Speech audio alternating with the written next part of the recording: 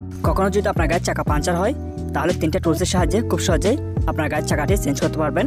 এক নম্বর হচ্ছে জ্যাক, 2 নম্বর হচ্ছে জ্যাক হ্যান্ডেল এবং 3 নম্বর হচ্ছে হুইল প্যানেল। গাড়ির চাকা খোলার আগে আরেকটা বিষয় অবশ্যই লক্ষ্য রাখবেন, যদি আপনার গাড়িটি অটোমেটিক গিয়ারের গাড়ি হয় তাহলে গিয়ার লিভার পিতে শিফট করবেন এবং অবশ্যই পার্কিং ব্রেক ব্যবহার করবেন। আর যদি আপনার গাড়িটি ম্যানুয়াল গিয়ারের গাড়ি হয় তাহলে gear liver first gear shift করবেন এবং সাথে পার্কিং ব্রেক ব্যবহার করবেন, যাতে চাকা খোলার সময় আপনার গাড়িটি সামনে পিছে না যায়। চাকা খোলার সময় চাকার নাটগুলো বাম পাশে ঘোরাতে হবে। অনেক সময় দেখা যায় চাকার নাটগুলো অনেক টাইট হয়ে যায়, যার কারণে আমরা হাত দিয়ে খুলতে চাইলে খুলতে পারি না। ওই সময় চাইলে আপনি পা দিয়ে জুড়ে চাপ দিলে আপনি খুব সহজেই চাকার নাটগুলো খুলতে পারবেন। গাড়িতে জ্যাক লাগানোর আগেই চাকার নাটগুলো প্রথমে আমাদের একটু লুজ করতে হবে, এরপরে গাড়ির জ্যাক লাগাতে হবে।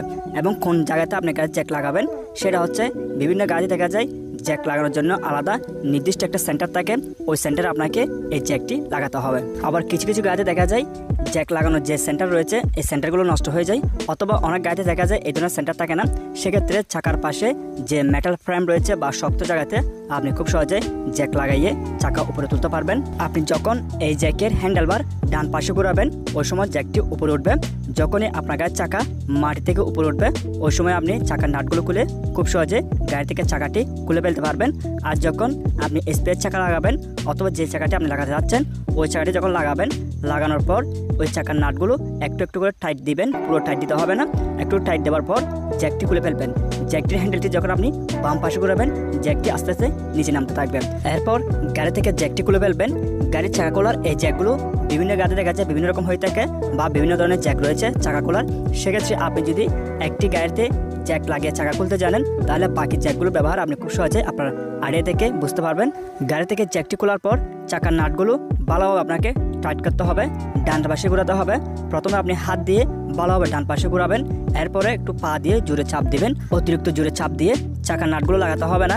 বিশেষ করে লাইট এবং মিডিয়াম ওয়েটের গাড়িগুলোর চাকাগুলোতে অতিরিক্ত প্রেসার দিয়ে নাটগুলো টাইট করতে হয় না, কিন্তু যে গাড়িগুলো হেভি ওয়েটের যেমন ট্রাক, বাস, কাভার ভ্যান এই ধরনের গাড়ির চাকাগুলো খোলার সময় আপনি যখন খুলবেন খুলতে অনেক কষ্ট হয় এবং লাগানোর সময় আপনাকে অনেক প্রেসার দিয়ে চাকার নাটগুলো টাইট করতে হবে।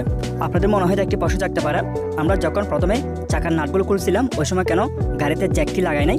সেটা হচ্ছে আমরা যদি জ্যাক লাগাইয়ে চাকা উপরে তুলে প্রথম থেকে নাটগুলো খুলি সেক্ষেত্রে দেখা যাবে আমরা যখন নাটগুলো বাম পাশে ঘুরাবো ওই সময় যখন জোরে প্রেসার দিয়ে চাকার নাটগুলো ঘুরাবো ওই সময় দেখা যাবে চাকার নাটগুলোর সাথে চাকাটিও ঘুরতে চাপবে। যদিও আমরা গাড়িতে পার্কিং ব্যবহার করি অথবা গিয়ার পিতে রাখি অথবা ফার্স্ট গিয়ার শিফট করি, সেক্ষেত্রেও কিন্তু কি জোরে প্রেসার দেওয়ার কারণে চাকাটি ঘুরতে চাইবে। ওই সময় গাড়ির ইঞ্জিনের সাথে যদি চাকা কানেক্ট থাকে সেক্ষেত্রে ইঞ্জিনে প্রেসার পড়বে। আর যদি চাকাটি মাটির সাথে লেগে থাকে ওই সময় যদি আমরা চাকা খুলি সেক্ষেত্রে চাকাটি সহজে ঘুরতে পারবে না, যার কারণে গাড়িতে জ্যাক লাগানোর আগে চাকার নাটগুলো লুজ করতে হয়, এরপর জ্যাক লাগিয়ে গাড়ির চাকা খুলতে হয়। গাড়ির স্পেস চাকাটি বিভিন্ন গাড়ি দেখা যায় বিভিন্ন জায়গাতে থাকে। কিছু কিছু গাড়িতে দেখা যায় পিছনের যে বুট স্পেস রয়েছে বুট স্পেসের ভিতরে স্পেস চাকাটি থাকে। আবার অনেকগুলো গাড়িতে দেখা যায় এই বুট স্পেসের একদম নিচের দিকে স্পেস চাকাটি থাকে।